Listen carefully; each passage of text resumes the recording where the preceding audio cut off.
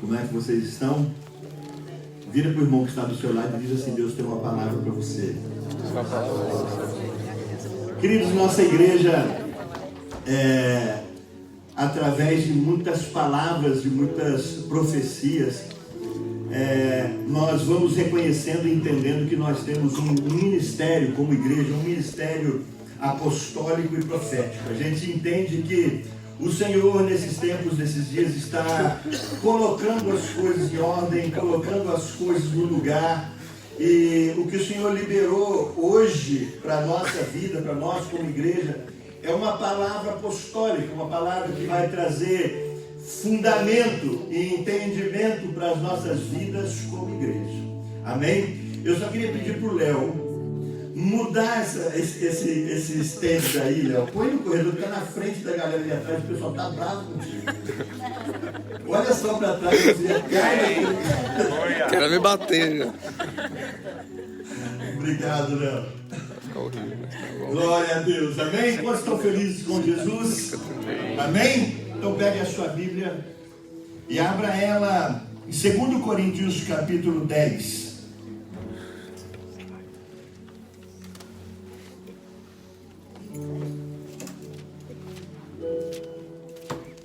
2 Coríntios capítulo 10. Eu queria também saudar essa galera aí de casa, da internet. Que Deus abençoe vocês. Deus tem uma palavra para a sua vida. Fique esperto, fique atento aí, que o Senhor vai te pegar por dentro em nome de Jesus. Queridos, as mensagens que é pregada aqui nesse lugar têm alcançado, às vezes, 10 vezes mais o número de pessoas que vêm aqui na igreja. Amém. Então a internet é uma bênção, amém? Amém. Rede social é uma bênção, amém? Amém. Com moderação, com moderação. Vamos lá. 2 Coríntios capítulo 10, versículo 13. 2 Coríntios capítulo 10, verso 13. Todo mundo aí? Encontrou? Então diz assim a palavra do Senhor. Depois você mantém a Bíblia com você, que nós vamos ler bastante a palavra de Deus hoje. Nós, porém, não nos gloriamos sem medida, mas respeitamos o limite da esfera de ação que Deus nos demarcou e que se estende até vós, porque não ultrapassamos os nossos limites, como se não devêssemos chegar até vós, posto que já chegamos até vós com o Evangelho de Jesus Cristo. Não nos gloriamos fora da medida, nos trabalhos alheios, e tendo esperança de que, crescendo a vossa fé, seremos sobremaneira engrandecidos entre vós, dentro da nossa esfera de ação, a fim de anunciar o Evangelho para além das vossas fronteiras, sem com isso nos gloriarmos de coisas já realizadas em campo alheio. Aquele, porém, que se gloria, glorie-se no Senhor, porque não é aprovado quem a si mesmo se louva, e sim aquele a quem o Senhor louva. Amém? Queridos, Deus colocou essa palavra aqui no meu coração no 6º dia das primícias que nós tivemos aqui, quando o pastor Alisson estava pregando aquela palavra maravilhosa que ele pregou aqui, e ele passou por cima desse texto, e esse texto me pegou, e eu fiquei em cima dele, entendendo este processo que o Senhor tem para as nossas vidas. E Paulo está tentando ensinar e explicar aqui para a igreja de Coríntios é o seguinte: a igreja de Coríntios estava rejeitando o apóstolo, a igreja de Coríntios estava rejeitando Paulo, rejeitando o apóstolo, dizendo que as cartas dele eram muito duras, mas quando ele vinha em pessoa ele era muito frágil. Então a igreja não estava entendendo o apostolado do apóstolo Paulo e estava rejeitando.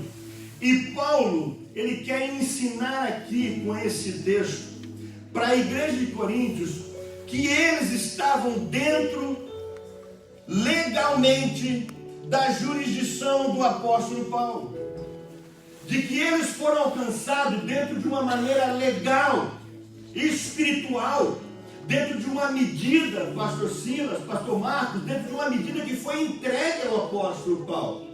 Paulo, ele não foi além daquilo que foi determinado para ele alcançar. Ele alcançou a igreja porque aquilo estava dentro da sua jurisdição, aquilo estava dentro da sua legalidade. Então ele alcançou e chegou até eles e está dizendo assim para eles: olha, eu cheguei até vocês porque o Senhor me entregou essa medida. Eu cheguei até vocês, eu estou evangelizando, eu estou pregando, eu estou estabelecendo e ensinando e trazendo fundamentos para essa igreja, porque o Senhor me deu essa legalidade. E vocês têm que entender que vocês é parte daquilo que o Senhor entregou a mim. E que o crescimento de vocês, o crescimento da fé de vocês, isso traz glória para Deus e traz alegria para o coração do apóstolo. E nós vamos falar um pouco hoje sobre isso, sobre os limites e as medidas da nossa jurisdição espiritual. Amém? Sobre os limites e as medidas da nossa jurisdição espiritual. Aonde está o nosso alcance? É muito legal quando nós estamos num culto, em uma movimentação do Espírito Santo, em um ambiente profético de adoração, onde às vezes o profeta chega e fala ao nosso coração: eis que te digo, o Senhor está te entregando às nações. E aí a gente pula, e glória a Deus, tal. Agora, e quando ele chegar e disser assim: eis que te digo, o Senhor quer entregar a sua família. Eis que te digo, o Senhor quer entregar para você o seu bairro. Às vezes a gente não fica muito feliz com essa mensagem, mas a Bíblia, no texto que nós lemos aqui, todo o campo de acesso e esfera, o raio de ação, o raio da nossa ação, os nossos limites, eles são entregues por Deus. Amém? Eles são dados por Deus. Então, quando nós saímos deste raio, deste alcance, dessas divisas que foi entregue por Deus, nós estamos ilegal aqui na terra, espiritualmente falando. Amém, pastor Roberto? Nós estamos ilegal aqui na terra quando Josué entra em Canaã. O Senhor diz assim a Josué: olha, Josué, aqui estão os seus limites até o rio Eufrates. E ele foi delegando os limites, a esfera de alcance, o campo de ação a Josué. Por isso Josué foi bem sucedido na sua história e na sua conquista. Nós temos a nossa esfera de ação e as nossas medidas que foi delineada por Deus. Então nós precisamos conhecer a nossa esfera de ação. Precisamos conhecer a nossa jurisdição, aonde temos autoridade de operação, onde temos autoridade de operar pelo Espírito Santo. Vocês já perceberam que, de repente, vocês chegam em algum lugar e vocês sentem assim: poxa, aqui o céu parece que está fechado. Aqui o céu parece que está assim. Ou às vezes você chega em algum lugar, você diz: nossa, esse lugar aqui o céu é aberto. Esse lugar aqui, Deus está nesse lugar. Aqui o Senhor está operando, o Senhor está delegando. Vocês entenderam? Eu estou falando de autoridade, de lugar que Deus está nos entregando, ou de lugar que Deus está dizendo assim: olha, esse aqui não é o seu raio de ação. Esse aqui não é o seu lugar para alcançar os limites, para atingir pessoas, para atingir os alvos. A autoridade sobre principados e potestades se limitam às divisas que foram lideradas por Deus.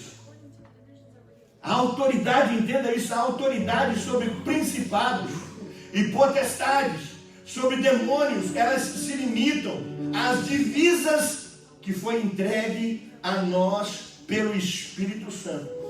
É por isso que eu vejo muitos brasileiros, porque o Senhor, Ele tem uma palavra profética para o Brasil e para o brasileiro, para o fogo que o povo brasileiro carrega, para a presença que o povo brasileiro carrega. E o Senhor tem uma palavra para o povo brasileiro, que o povo brasileiro, que o Brasil é um celeiro de missionários, que o Brasil vai começar a exportar missionários por toda a parte do mundo, que aquilo que o brasileiro carrega vai contagiar, vai impartir aquele fogo, aquela vontade, aquela fome, aquela sede por Jesus. Ele está impartindo aquilo em todo o mundo.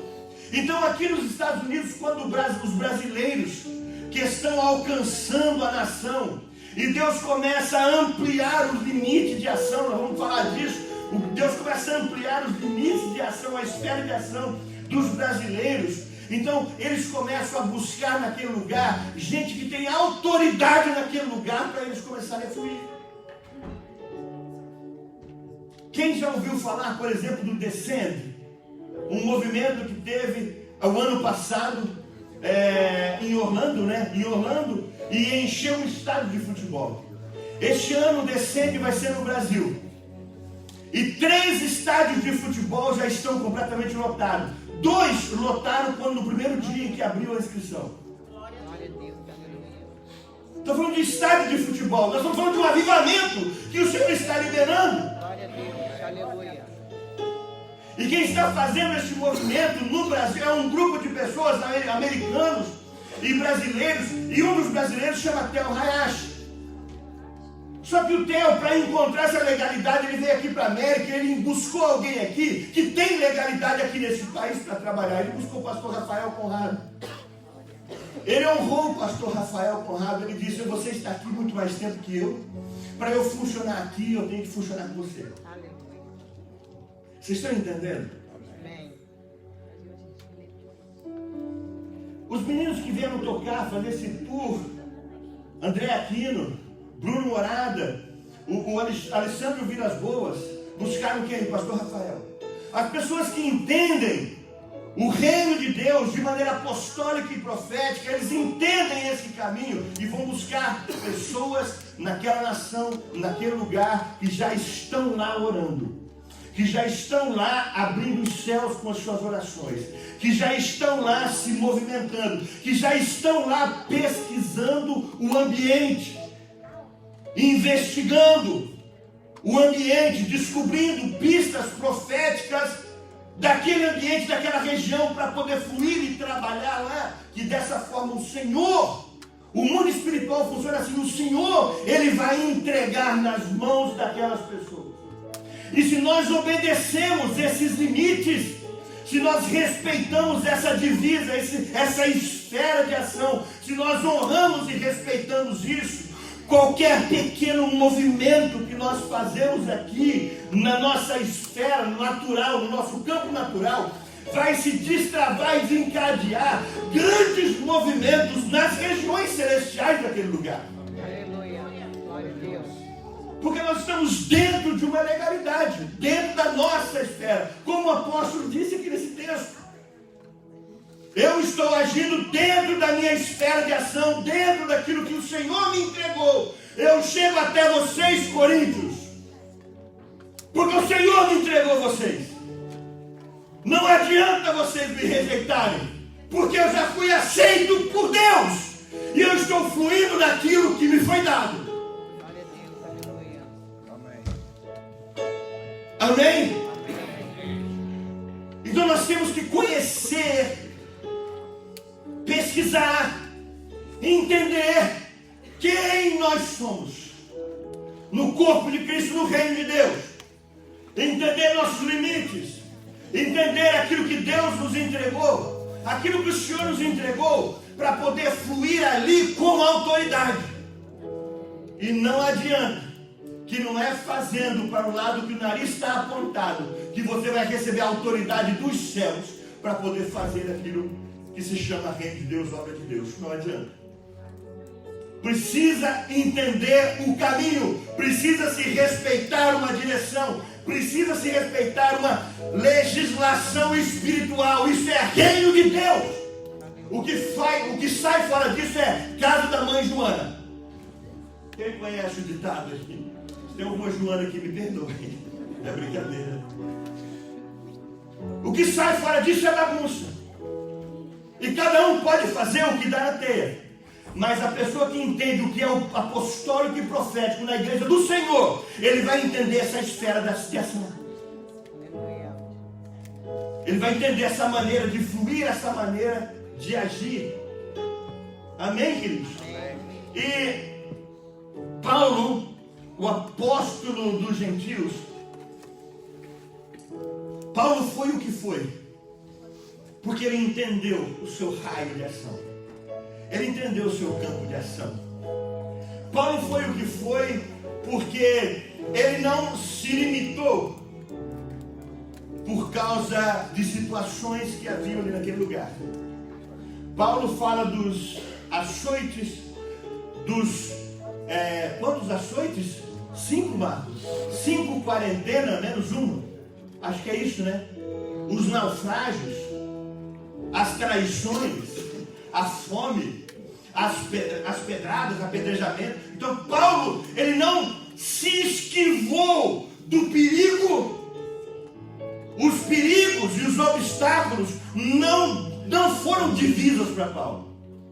Porque muitas vezes nós determinamos o nosso raio de ação por causa de obstáculo. Muitas vezes nós determinamos o nosso campo, a nossa esfera de ação por causa de lutas, de confrontos, de obstáculos. E Paulo, o apóstolo do gentio, ele pensava assim: pode ser que lá esteja açoite, pode ser que lá tenha apedrejamento, pode ser que lá vão me soltar num cesto quase morto do outro lado, mas lá é a minha esfera de ação, então é lá que Deus está, lá é a minha jurisdição, é lá que Deus vai agir, é lá que Deus vai me usar, é lá que milagres vão acontecer, é lá que vidas serão entregues ao Cordeiro de Deus, porque ele entendeu a sua jurisdição, porque não foram limites, não foram situações que impedia Paulo de fluir naquilo que era o seu apostolado.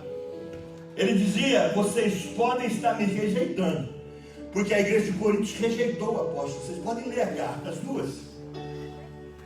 Ela rejeitou o apóstolo. Ela dizia assim: você não tem carta de apóstolo. Paulo dizia assim: vocês são a minha carta. Olha aí para vocês, foi eu que fundei essa igreja aí. Vocês são a minha carta. Vocês, eu estou dentro daquilo que Deus me entregou. E o crescimento de vocês é a minha alegria. Amém, queridos? Paulo foi rejeitado, mas a rejeição da igreja não impedia ele de pregar com alegria, de crescer, de ensinar, de plantar fundamentos dentro da igreja, de colocar as coisas no lugar dentro da igreja.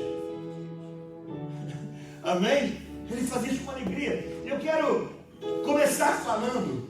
Eu vou falar sobre alguns fundamentos e eu quero pedir ao Senhor que me ajude a terminar todos aqui. Mas a primeira coisa que eu quero falar com vocês é o direito que Deus nos dá de ser menino. Amém? O direito que Deus nos dá de ser menino. Olha, o apóstolo Paulo, ele diz assim: quando eu era menino, eu pensava como menino, eu fazia coisas de menino, até que eu cresci e deixei as coisas de menino. Ou seja, o que isso traz a entender para nós? Que nós temos direito de ser meninos. Que nós temos direito no reino de Deus de errar. Amém? Temos direito de ser menino. Menino é legal quando nasce o filho vai passar pelo processo, né? Ele vai nascer, você tem que ter todo aquele cuidado, né, Floyd? Todo aquele cuidado assim com ele está nascendo, o médico vai tirar ele, vai limpar, colocar para a mãe, vai amamentar. com o tempo o menino vai abrindo os olhos. Ele vai pouco a pouco atingindo o seu raio de ação. Menino, ele vai sendo menino. E a Bíblia diz que quando nós nascemos de novo, quando nós nascemos em Cristo, a Bíblia diz que nós somos como meninos. Só que nós temos o direito de ser menino, só que o menino tem seu limite. Amém? O menino tem seu limite. Sua área de ação é muito pequenininha. Em 1 de Timóteo, capítulo 3, quando Paulo ele está ensinando a escolher os bispos, os presbíteros para a igreja, uma das coisas que ele diz é assim, olha aqui, não seja ele neófito. Ou seja, o que é neófito? Neófito é uma palavra usada para uma plantinha nova. Então que ele não seja neófito, que o líder não seja neófito. Ou seja, um menino não pode alcançar uma liderança. Um menino não pode alcançar uma liderança. Então o tempo de menino nós vamos entendendo que tem prazo de validade. Nós temos o direito de ser menino. Mas quando passa esse prazo e nós fazemos coisas de menino, aí o bicho pega. Amém? Porque nós temos o direito, o Senhor nos dá o direito de ser menino. Quer ver? Abre a sua Bíblia em 1 Coríntios capítulo 14.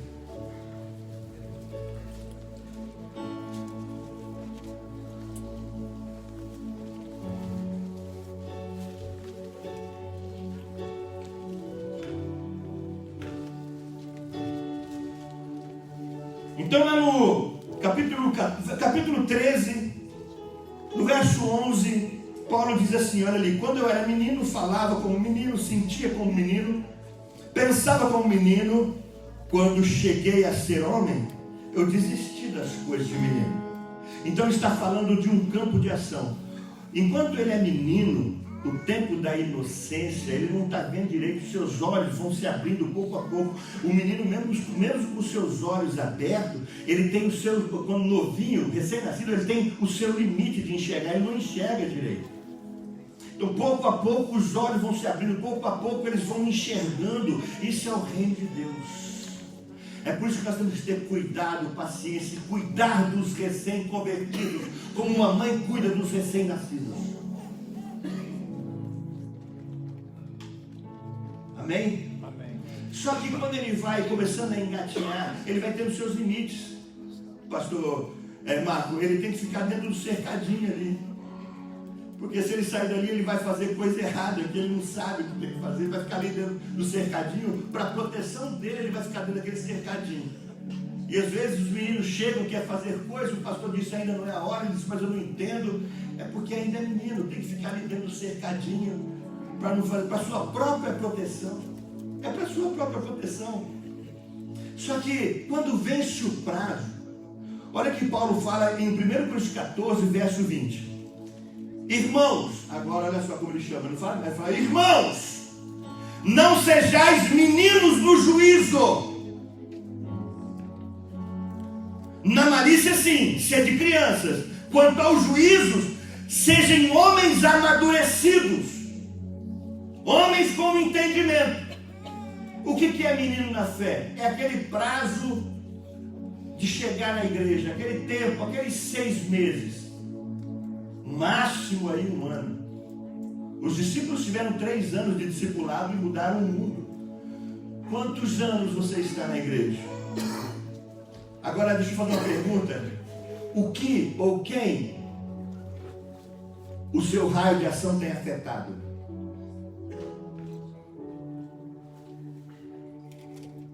O que ou quem o seu raio de ação tem afetado?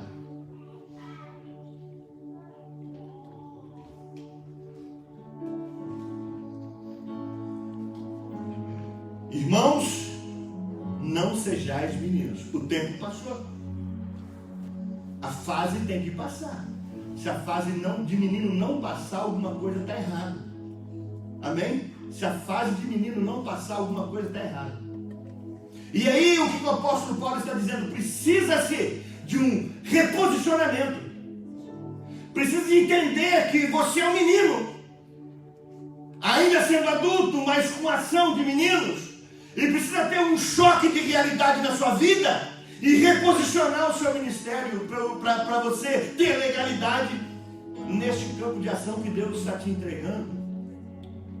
Amém? Quantos estão comigo? Vocês estão entendendo? Amém? Então o Senhor nessa manhã, Ele está trazendo um reposicionamento ministerial. Está trazendo um entendimento ministerial. Nós precisamos entender quem nós somos, aonde nós estamos, o que nós estamos fazendo aqui. Você acha que Deus te trouxe para a América para ganhar dinheiro, meu irmão? Sério, você acha? Você acha isso? Às vezes até pode ser. Mas você tem que entender que você é um missionário aqui nesse país. Se você não entender isso, você está ilegal na sua esfera de ação. Deus não te trouxe aqui para você morrer de trabalhar e sustentar a sua casa. Deus trouxe você aqui para você ser um missionário, para você influenciar aonde Ele te colocar, para você influenciar naquele raio de ação que Deus te colocou. Se é um empresário, ali eu vou influenciar pessoas. Se eu trabalho na construção, aí é legal porque você vai cada tempo trabalhar em um lugar diferente. Então você tem a oportunidade de influenciar pessoas, donos de casas, pessoas que vão trabalhar naquele lugar ali.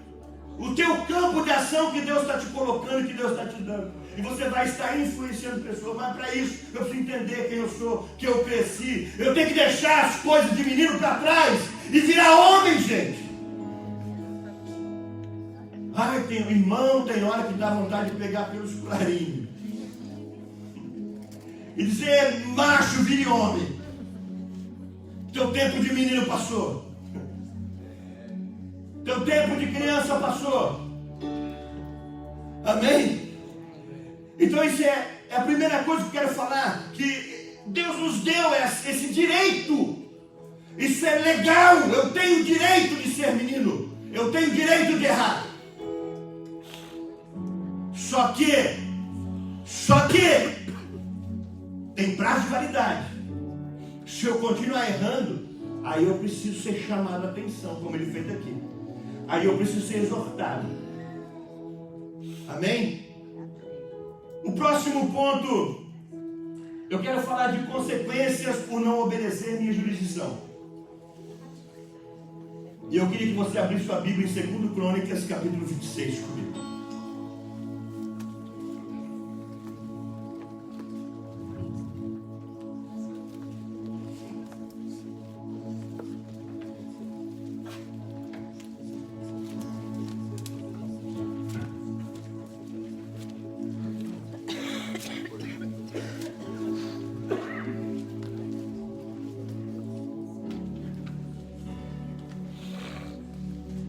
Segunda Crônicas, capítulo 26. Todo mundo encontrou? Amém. Então olha só, preste atenção, é um texto um pouquinho longo, mas é uma história tremenda, de ensinos tremendos para as nossas vidas. Olha aí. É a história do rei Uzias. Todo o povo de Judá tomou a Uzias, que era de 16 anos, e constituiu o rei em lugar de Amazias, o seu pai. Ele edificou a Elate e restituiu a Judá, depois que o rei descansou com seus pais. Uzias tinha 16 anos quando começou a reinar, e 52, em algumas versões diz 55 anos, reinou em Jerusalém. Era o nome de sua mãe, Jecolias de Jerusalém. Ele fez o que era reto. Uzias fez o que era reto perante o Senhor, segundo tudo o que fizera Amazias, seu pai.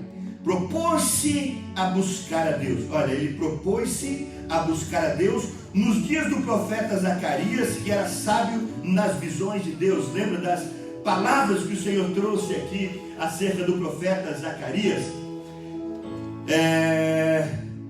Nos dias em que ele buscou o Senhor,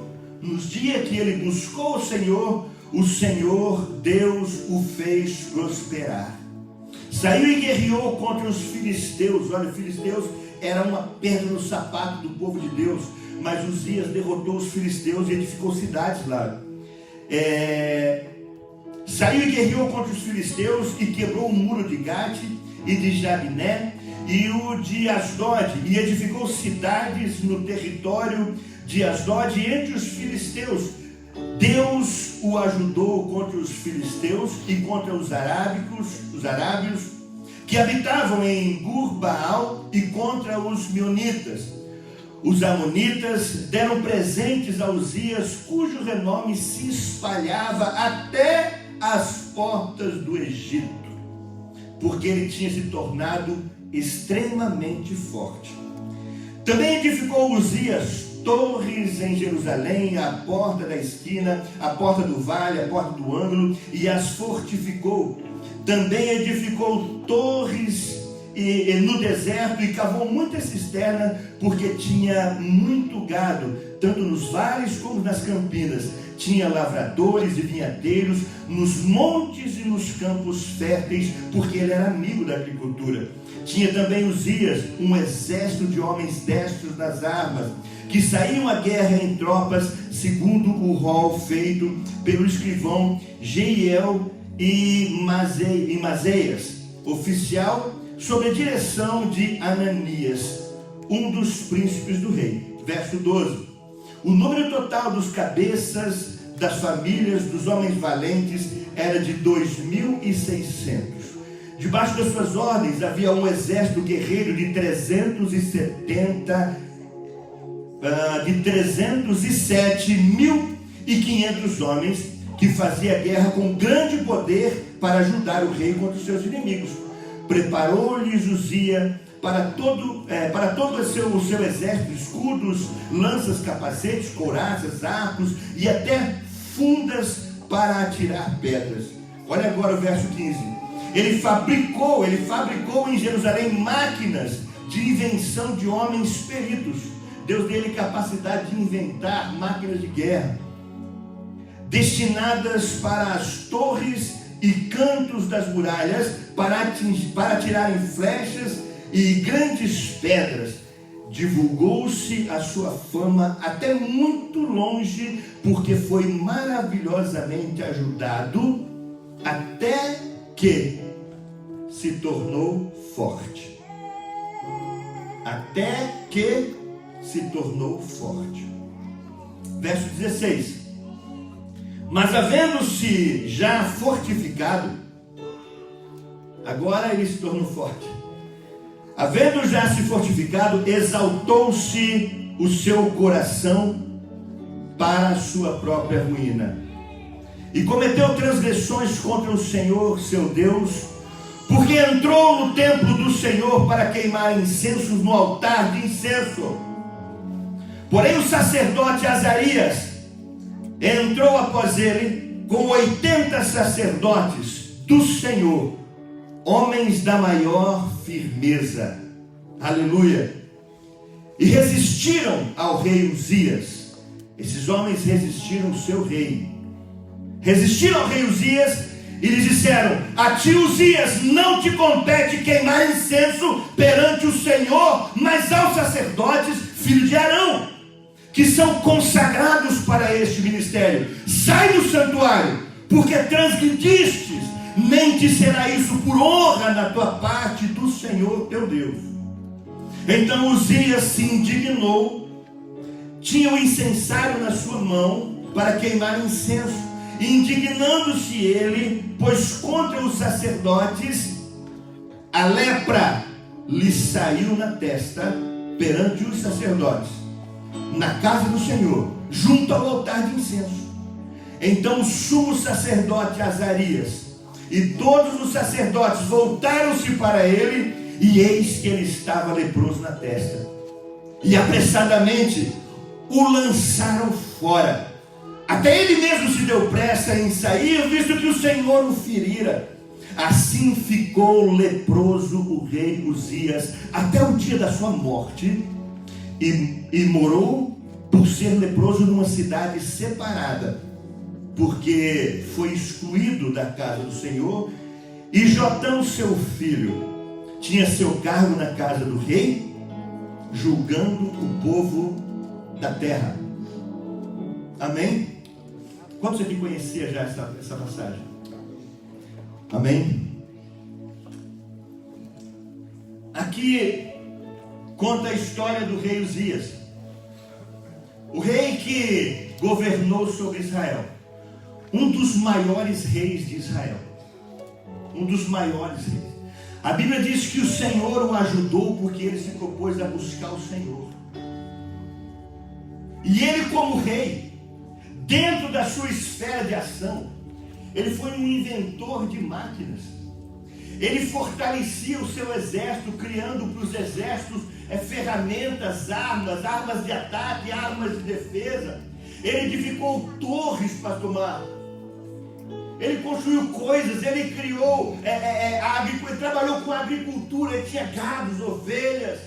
E tudo que ele colocava a mão dentro da sua jurisdição era bem sucedida. Tudo que ele colocava a mão, que ele se propunha a fazer, ele conseguia fazer, ele avançava, ele alcançava. Ele chegou às portas do Egito. A Bíblia diz que a sua fama chegou longe. Porque ele, dentro da sua legalidade, da sua autoridade, dentro da sua jurisdição, ele trabalhava e tudo que ele fazia, ele conquistava, ele vencia, porque ele tinha o apoio de Deus.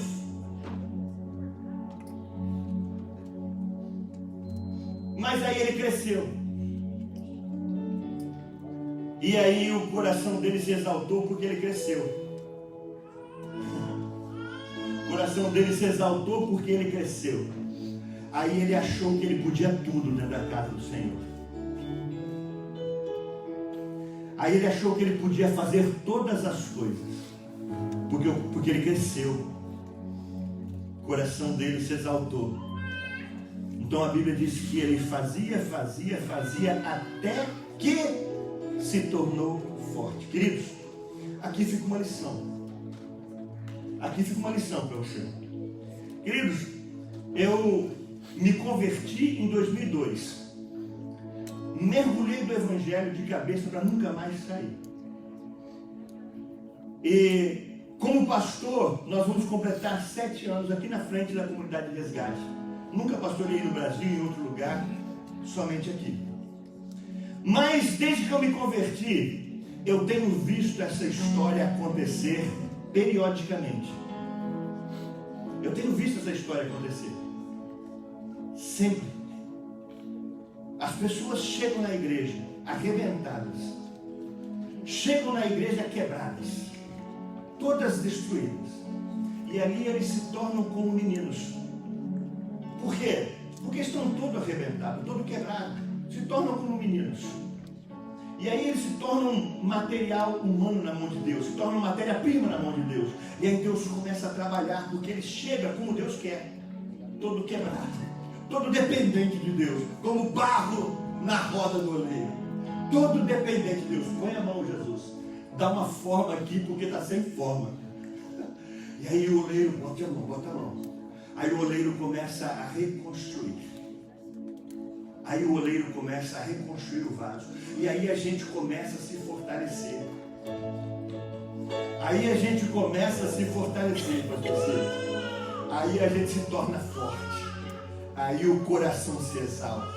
E aí a gente quer pôr a mão onde não devemos pôr a mão. Aí a gente quer fazer o que não devemos fazer. Aí a gente quer trabalhar em jurisdição que não nos foi liberado. E a Bíblia diz, até que.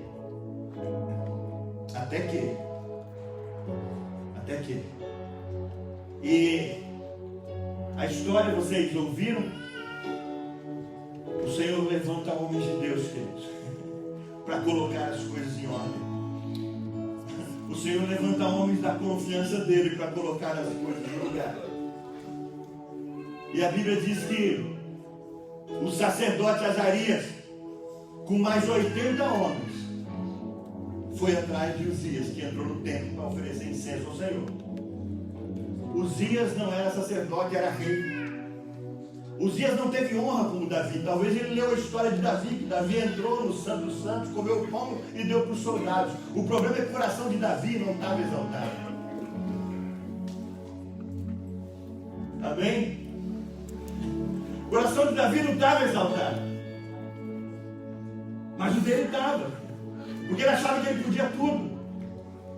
E aí os homens, a Bíblia diz, sacerdotes da maior firmeza, enfrentou ele. Disse, aqui não, rapaz. Disse, aqui não. Você tem toda a autoridade, em todo lugar.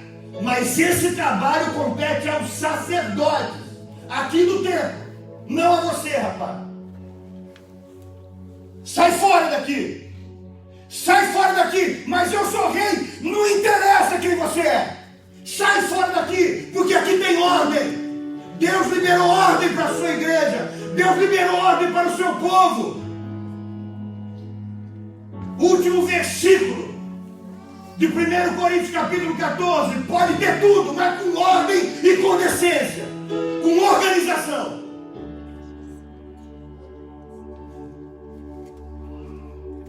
Amém? Meteu a mão no peito dele e disse, sai, sai. Ele se revoltou com os sacerdotes. E aí é com Deus. Aí é com Deus. Ele se rebelou contra os sacerdotes. Não, isso aqui é do meu jeito que eu sou rei. Deus me chamou. Deus me ungiu, eu sou rei. Não, aqui não. O coração está exaltado. E quando vem uma lepra na testa, é porque ela já estava no coração. Quando a lepra vem na testa, é porque ela já estava no coração. Quando a lepra se externa, é porque dentro dele já estava altivo. A lepra já estava lá. Aí a Bíblia diz que ele foi morar sozinho, Diogo. Ele voltou a se tornar como menino.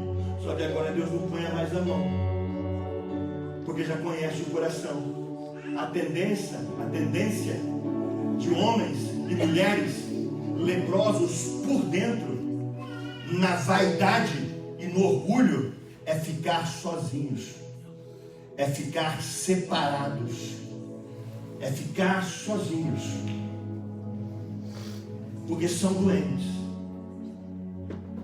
É o que aconteceu com o rei, essa tendência. Amém? A gente está bem avançado. E eu vou pular algumas coisas. Tito, um homem de Deus, um apóstolo do Senhor. Tito, o apóstolo, ele foi um discípulo de Paulo. A Bíblia fala assim para Tito, assim, Paulo diz assim, eu escrevo, Paulo, apóstolo, escreve essa carta a Tito, o meu filho na fé. Tito, meu filho na fé. Deixa eu ler o texto aqui para vocês verem, para vocês entenderem melhor. Abre a sua Bíblia aí em Tito.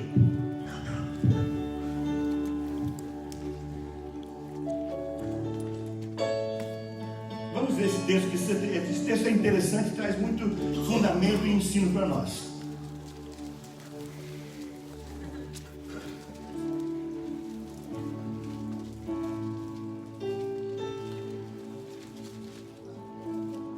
Primeiro capítulo de Tito, versículo 5.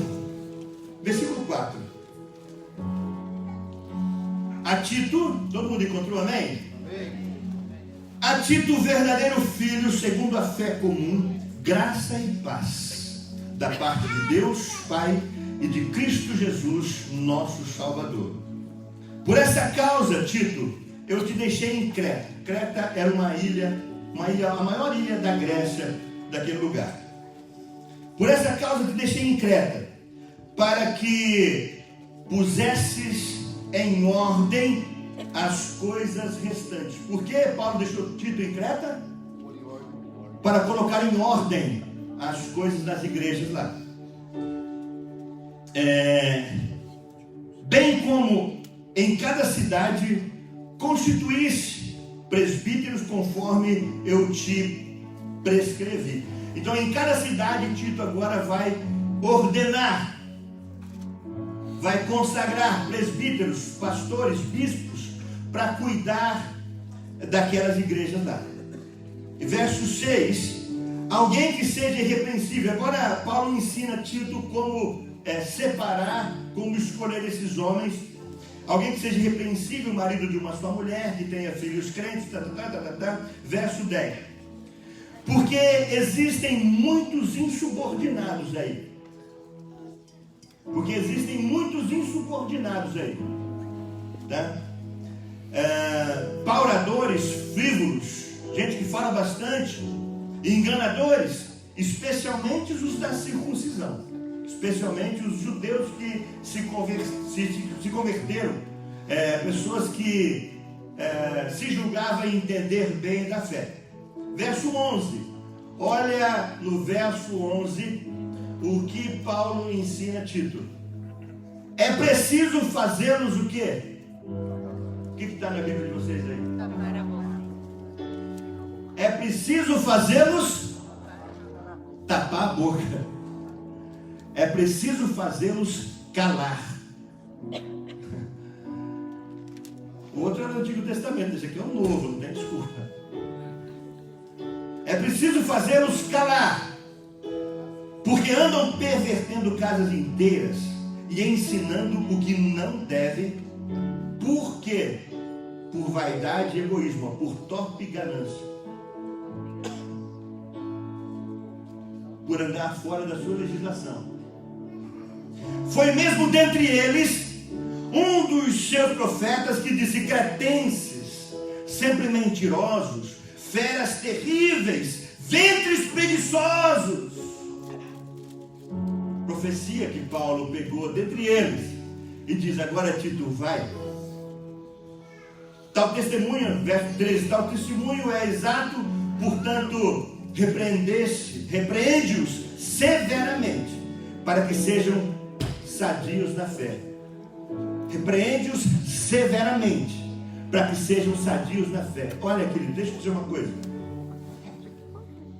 Nessa época aqui, eles eram repreendidos, mas não tinha outra igreja para ir, era longe da cidade.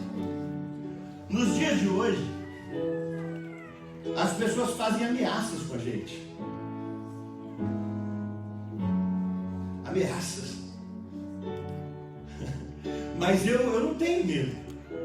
Eu não tenho medo de morrer para Jesus. Eu vou ter medo de crente? Não. Eu não tenho medo. Então, quando tem que repreender, a gente vai repreender. Quando exaltou o coração, a gente vai repreender.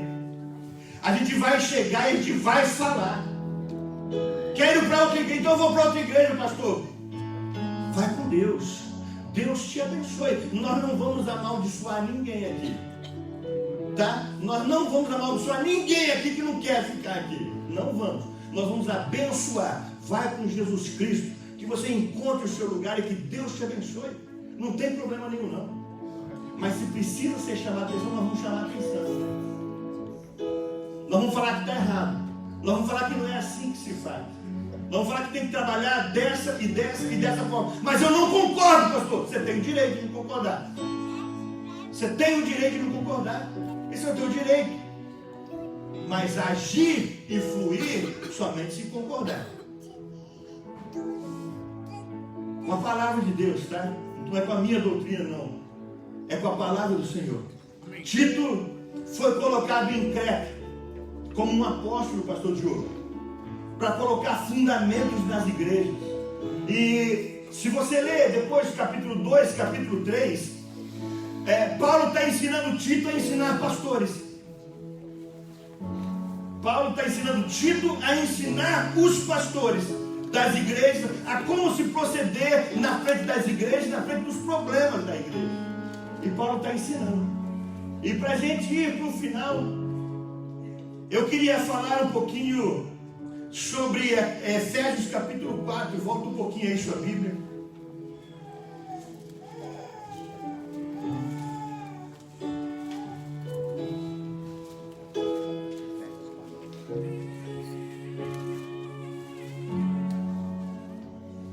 Efésios capítulo 4, verso 11 e 12.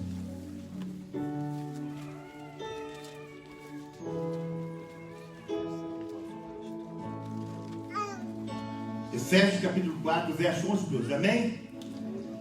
Então olha o que a Bíblia diz.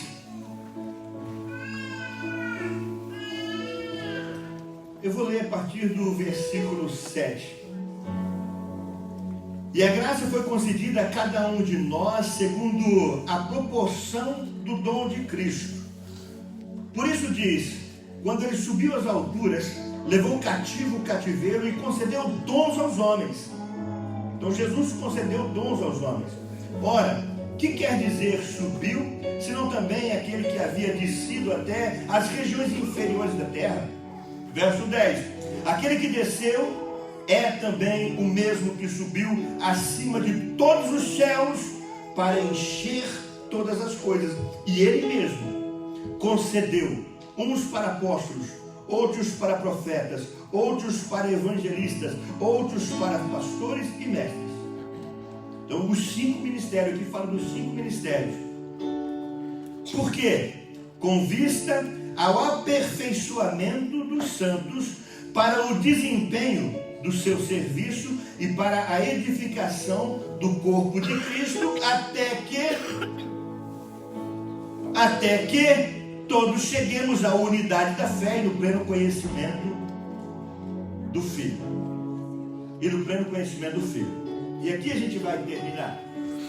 Queridos, o apóstolo Paulo aqui, ele está falando do funcionamento, do fundamento da igreja. Como eu disse, já a igreja ela não foi entregue a pastores. Talvez essa notícia vai cair como uma bomba aí no seu coração. Mas a igreja não foi entregue a pastores. A igreja foi entregue aos apóstolos e aos profetas, desde o início. E os apóstolos e os profetas ungiam os pastores para o cuidado dos ministérios e da vida dentro da igreja.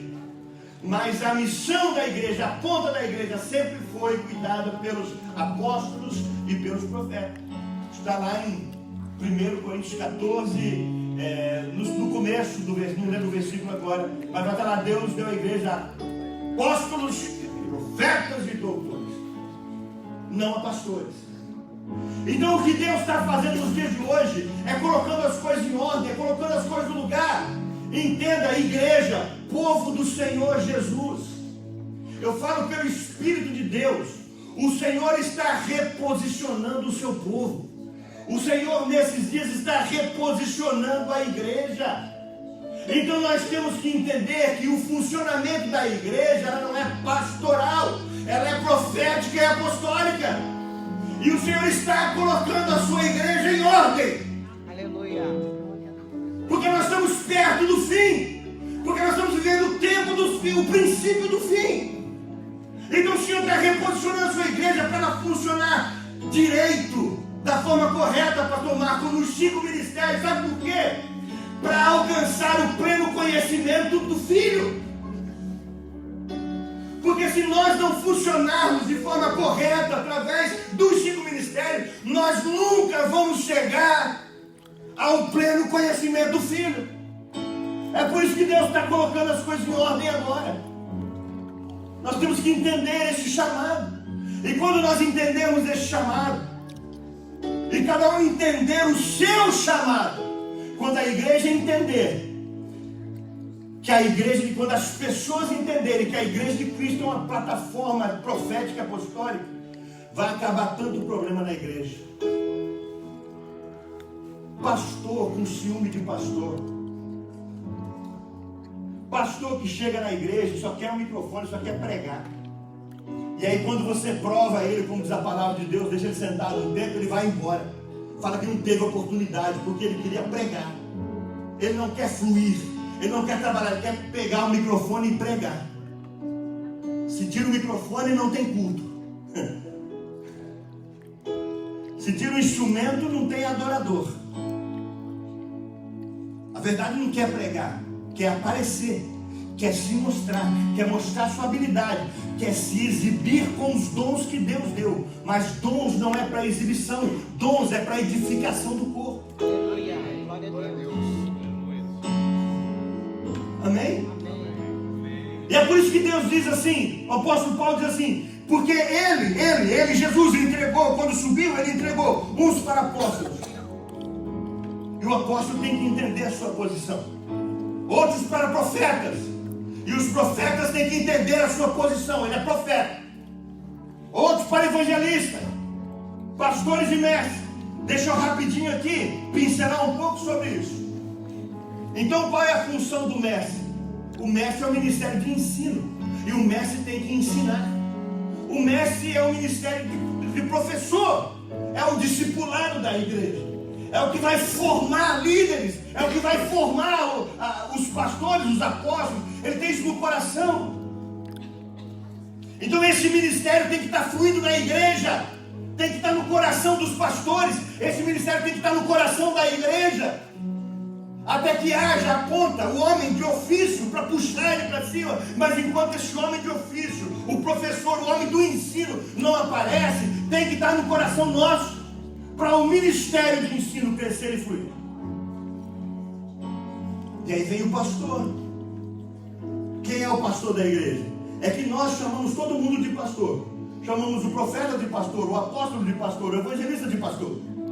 Não é errado, ele é consagrado ao ministério. Mas agora temos que entender o fluir de cada um deles, para a gente não confundir e não se chatear e não entender o fluir da igreja. Quem é o pastor? O pastor é aquele que tem o cheiro das ovelhas. O pastor é aquele que está no meio. É aquele que vai visitar, que vai cheirar. É aquele que quer estar junto com a galera. Pastor é aquele que vai promover ambiente de comunhão, ambiente de socialização. Pastor é aquele que vai cuidar do ministério das crianças, os jovens, os adolescentes, os homens, as mulheres, a família. Ele vai procurar fazer com que a igreja se desenvolva em família, todo mundo ali junto, unido, porque ele quer ver isso. É o paizão, é o pastor. Ele quer cuidar, é o ministério do cuidado. É o ministério que traz proteção para a igreja. Agora, não faz com que um profeta pastoreie. Não existe um profeta isso. Ele não vai dar isso. Ele não vai dar isso. Ele não foi chamado para isso. Então a igreja de Cristo, entenda, não exija de um profeta, de um apóstolo, que ele cheire as ovelhas. Ele não foi chamado para isso.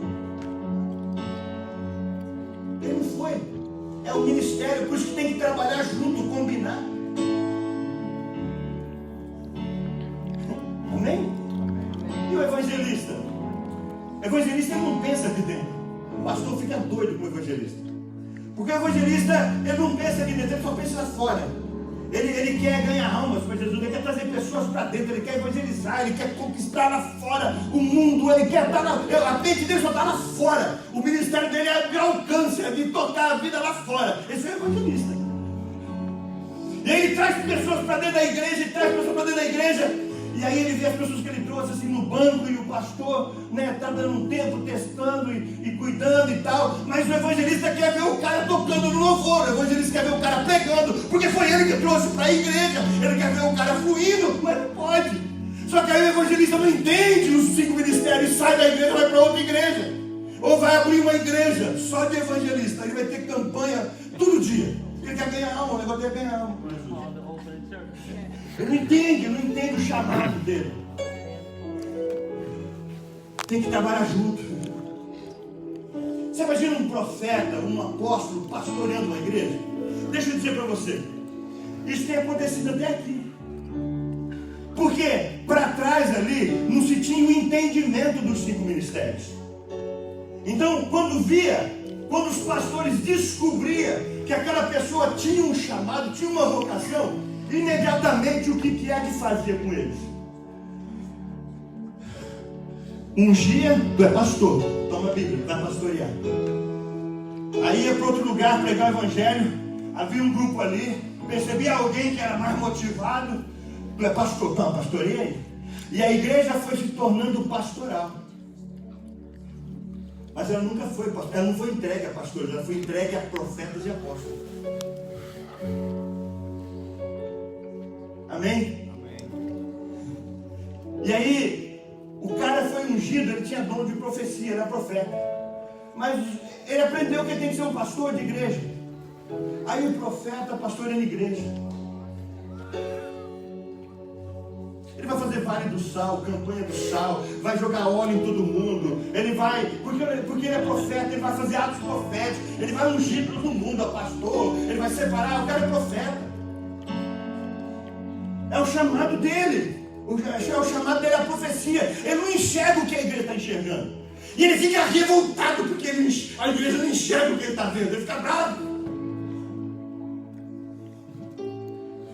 Deus deu uma palavra a ele, ele quer que a igreja faça na hora ali, porque ele não está entendendo e tal. Mas aí vem o apóstolo. E o apóstolo e o profeta têm que trabalhar juntos. Porque a Bíblia diz que se não há profecia, o povo se corrompe, o povo perece.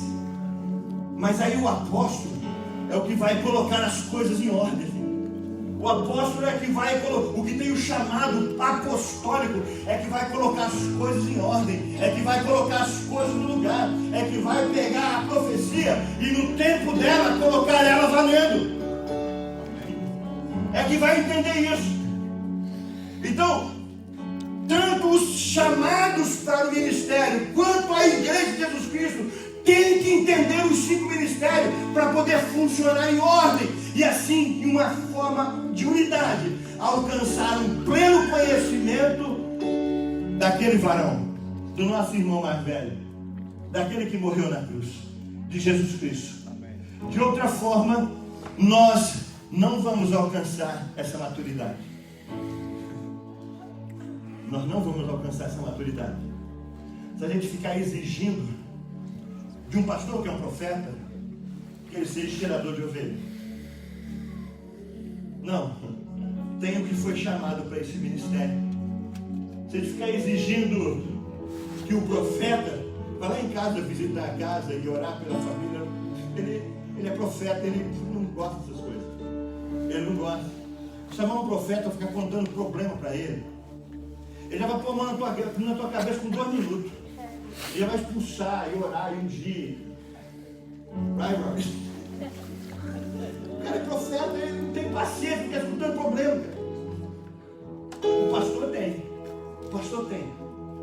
Então a gente tem que entender. Para cada um fluir na sua jurisdição. Cada um fluir naquilo que foi chamado para fluir. Para cada um se meter. Para cada um se meter naquilo que foi chamado para fazer. Não se meta naquilo que você não foi chamado para fazer. Você está fora da sua legalidade. Pode acabar sozinho como Uzias. Pode acabar sozinho como Uzias. Mas Deus está chamando um povo aqui para um avivamento. Deus está chamando um povo para um avivamento esses dias. Deus está chamando um povo que está entendendo o seu chamado. E dentro do chamado de Deus não tem crise. Amém? Amém. Essa igreja ela entende os 5 ministérios. Essa igreja entende a plataforma. Essa igreja entende o mover, o fluir. Aqui nós não vamos impedir gente de crescer. Aqui nós não vamos impedir gente de fluir nos seus ministérios. Nós vamos organizar, mas impedir não. Impedir de forma nenhuma. Nós vamos colocar em ordem, mas impedir não. Aqui as pessoas vão crescer e nós estamos orando.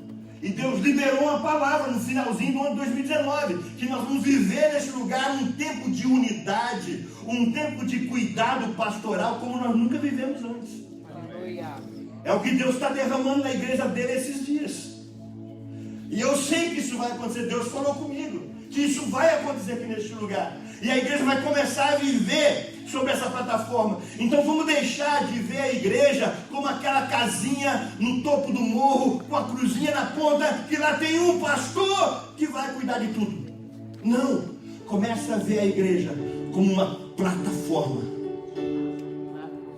Comece a ver os 5 ministérios, com cada um como uma base de apoio e de sustentação, para que todos os que chegam vão encontrar pouso, repouso, cuidado, discipulado, destino. Vai.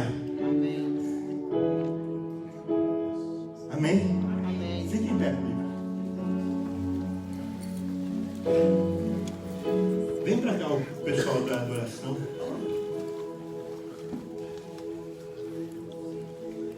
Às vezes nós estamos morrendo porque nós nos distraímos no tempo, nos distraímos no chamado, nós nos distraímos e perdemos o nosso campo de ação. Ou às vezes nós nunca tínhamos entendido essa jurisdição espiritual. Amém? Não tínhamos entendido, não entendíamos a forma do Espírito Santo fluir na igreja. E muitas pessoas se distraíram. Olha, eu falei hoje com um amigo, uma das armas do diabo é colocar uma distração na tua vida. Ele não precisa tirar você da igreja, é só ele colocar uma distração na sua vida. Ele não precisa tirar você da casa de Deus, porque se ele colocar uma distração na sua vida, você vai mudar o seu foco, você vai mudar a sua direção, você vai exprimir todo o seu esforço para resolver aquele problema. E aquilo vai te tomar tempo, aquilo vai sugar a tua força. Você vai começar a jejuar, vai começar a orar. Aquilo vai sugar suas energias para algo que é uma distração, para algo que o diabo colocou para te tirar do teu propósito.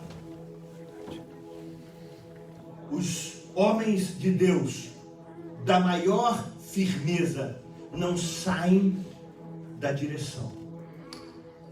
Homens da maior firmeza, eles não saem do foco, não saem do propósito. E foco não é fazer tudo, é fazer o que é necessário sem sair da direção. E Deus está trazendo um reposicionamento nesses dias, porque nós estamos prestes a viver um grande avivamento, jamais visto antes na terra. Jamais visto antes na terra, porque nós estamos prestes a ver a volta de Jesus Cristo.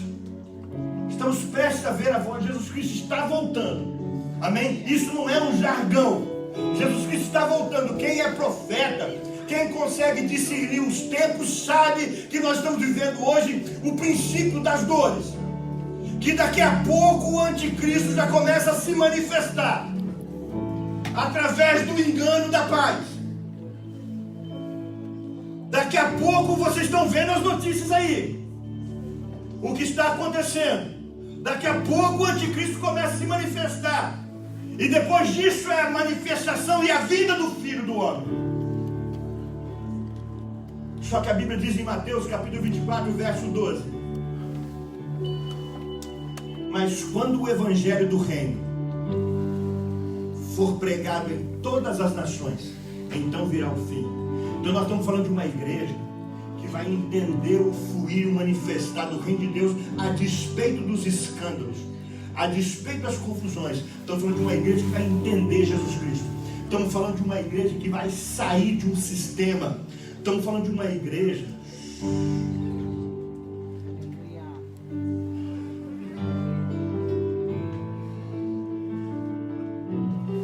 nós vamos ver uma igreja que não tem cara de igreja, fluindo, curando, sarando pessoas, libertando vidas. Uma igreja que não tem cara de igreja.